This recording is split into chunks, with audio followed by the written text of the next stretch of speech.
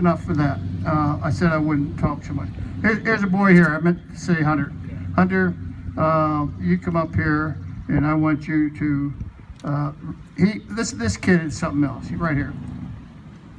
I told him before, if I had a son, I love my daughters, all 5. But if I had a son, I'd like for him to be like this kid.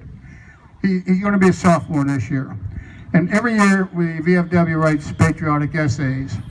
Well, not only did he win the essay for the county, on a county level, we call it the district in the VFW, but he also came in 2nd place in the whole state of Pennsylvania with his essay. And his essay is just marvelous.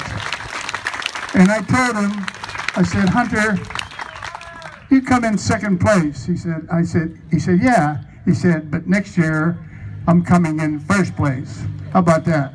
So that's exactly what he told me. Next year, he's coming in 1st place. So I do want you to listen to this essay. I promised. It's very important for a person of this young person just to show you how some of our young people are and what they do. So Hunter, come up and read your speech.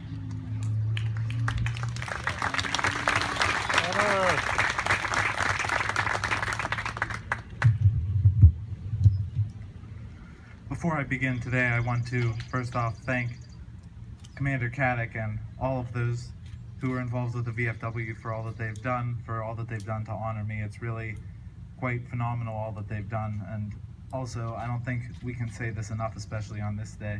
Thanks to all those who have given the ultimate sacrifice, who are now laying in the ground in front of us and around the country and even around the world. Even if we said it an infinite amount of times this day, thank you and God bless our veterans, I don't think it would still be enough to make up for all the other times when we sometimes forget about them. So thank you to all those who have served. Thank you to the VFW, and God bless them. The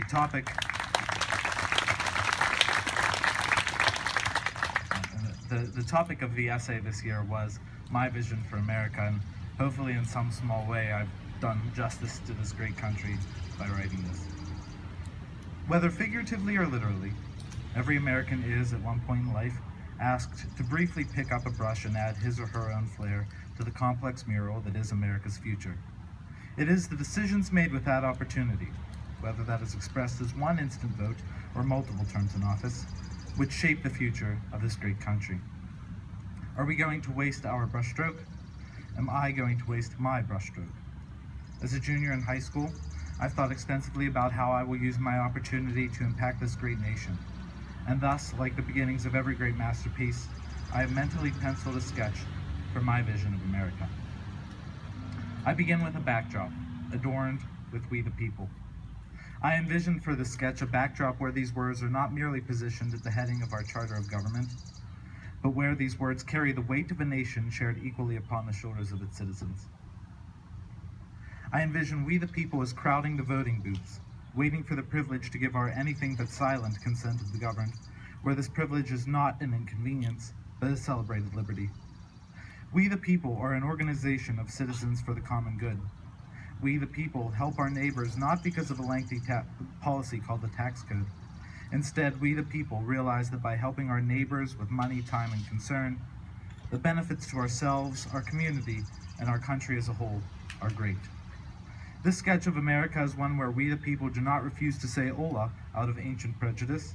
Rather, we capitalize upon a diversity to expand our minds with the languages of our compatriots.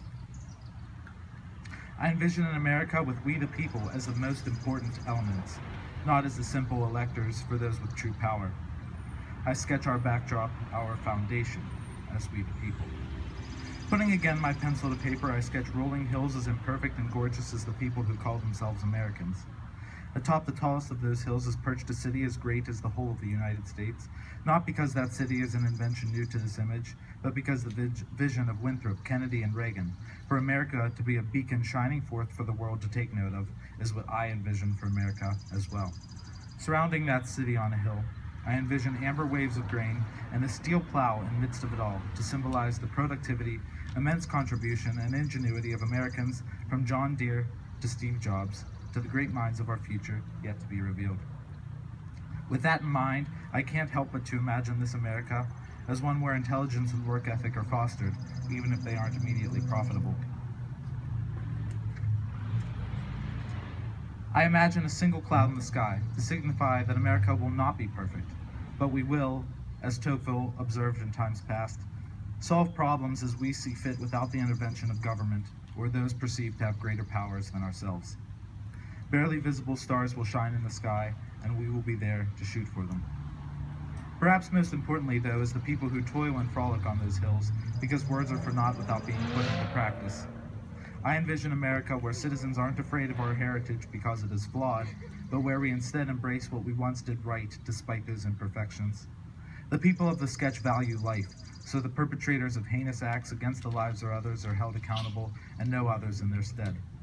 The noble population is not afraid to object to moral wrongs without beating their chests in triumph over others. Those individuals do not create divisions amongst themselves, but instead find common ground. They are not defined nor divided by who they're voting for in the next election, and they have a vigorous belief in the country above self attitude of Kennedy. They realize that those who once served our country now deserve to be served by us. They aren't easily offended nor easily defeated.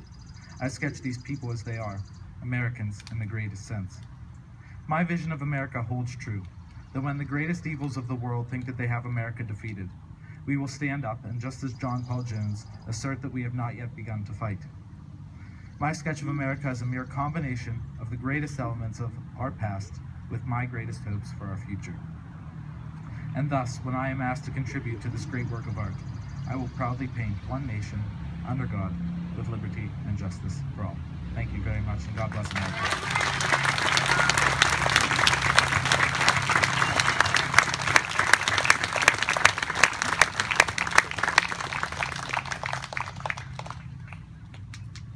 That's a far cry from some kid did it.